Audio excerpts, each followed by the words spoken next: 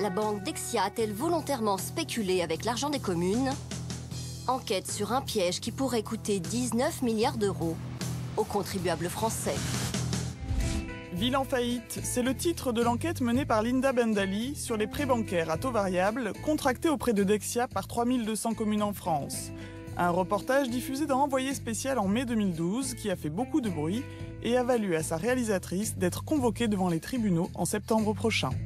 C'est-à-dire qu'il m'accuse de diffamation pour quasiment chaque phrase. Donc là, je prends des exemples qui fourmillent. Par exemple, la première phrase. Je commence mon sujet par « Ce matin, le maire a un rendez-vous qu'il attend depuis 2 mois. » Pour ça, il m'attaque. La plainte est adressée au directeur de la publication, ici le président de France Télévisions, et à l'auteur du reportage. Linda Bendali devra défendre elle-même son travail devant les tribunaux. Donc on se retrouve avec 2000 pièces notifiées pour prouver chacune des phrases.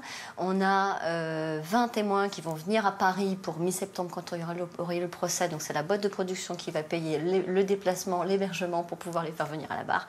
Donc c'est un coût colossal. Donc c'est voilà, une bonne technique pour dissuader les journalistes de continuer de faire ce genre de sujet.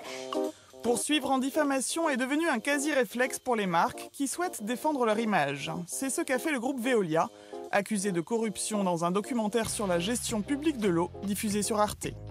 Lorsque l'on met à mal votre réputation et que vous devez naturellement exercer votre devoir de veiller à la réputation de votre entreprise, c'est plus une question de est-ce que c'est bien, est-ce que c'est mal en termes de communication. Vous devez simplement le faire. Le distributeur du film a dû retirer un passage et payer 1 euro symbolique. Victoire à la Pyrrhus pour Veolia, car le procès a servi à la médiatisation de l'enquête. Plus de 670 000 spectateurs ont en effet suivi la rediffusion du documentaire proposé par Arte au moment du procès. Je ne suis pas sûr que le deuxième passage sur Arte du film aurait fait autant de spectateurs si il n'y avait pas eu la plainte de Veolia. Je pense que leur plainte a eu l'effet inverse de ce qu'ils attendaient. Mais bon, pour nous, c'est très bien. Une menace judiciaire de plus en plus forte à laquelle France Télévisions et Arte résistent. Le service public est en partie libéré des pressions des annonceurs depuis la fin de la publicité après 20 h. Pour les chaînes commerciales, c'est plus compliqué. TF1 a trouvé la solution, pas de sujet qui fâche dans sa grille, la priorité est donnée au thème de société. Sur Canal+, l'enquête est bien installée, avec des rendez-vous comme spéciale investigation. Nouveau venu, le magazine Boomerang, ses 2 premiers numéros se sont attaqués au business des barres chocolatées et celui des téléphones portables. Mais peu de chances de voir des reportages sur le sport ou le cinéma, fonds de commerce de la chaîne cryptée. M6 s'était courageusement lancé dans la bataille économique dès 1988 en installant Capital. Pourtant, au fil des ans, le magazine a de plus en plus de mal à résister aux pressions des grands groupes, au point de censurer ou modifier des reportages régulièrement. En 2005, une partie d'un reportage sur Renault a été supprimée. 1 an plus tard, 8 minutes sur la Française des Jeux sont coupées au montage. En 2009, une enquête sur les fast-foods est carrément déprogrammée suite à l'intervention de McDonald's. Dernière en date, la direction a demandé à la rédaction de retirer un reportage sur Free invoquant un conflit d'intérêts. Nous avons pris une décision, à partir du moment où nous étions partie prenante dans la téléphonie mobile par M6 Mobile by Orange, qui est une grosse activité du groupe, de ne pas diffuser. Là où les chaînes commerciales ne s'aventurent plus, le service public enfonce les portes.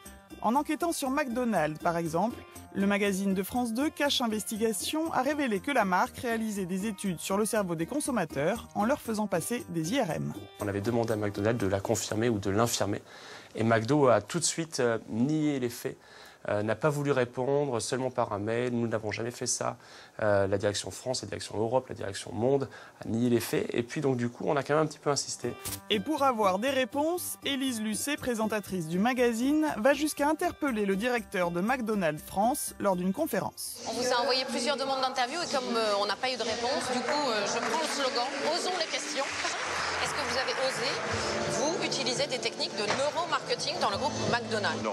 Vous n'avez pas fait de neuromarketing, vous n'avez Non, pas... je vous réponds non, nous n'utilisons pas cette technique-là. Ils ont ensuite employé une agence de com de crise qui est venue nous voir en nous demandant ce qu'on avait. On leur a expliqué qu'on avait quelque chose de assez sérieux. Et finalement, McDo a décidé de répondre favorablement à la demande d'interview, de répondre à toutes nos questions et de reconnaître les faits. On a placé des mères de famille avec l'odeur et avec les images de la marque pour voir si les deux matchaient. Dans des IRM. Voilà. Et on est bien d'accord, hein? On vous suit, oui. D'accord. Non, mais vous êtes bien d'accord. Je veux qu'on soit sûr qu'on est bien d'accord. Face aux preuves et à l'acharnement des journalistes, le groupe a fini par céder. Suite à ce reportage, McDonald's s'est engagé à arrêter ses pratiques. Les grandes entreprises étaient assez déstabilisées dans la saison 1.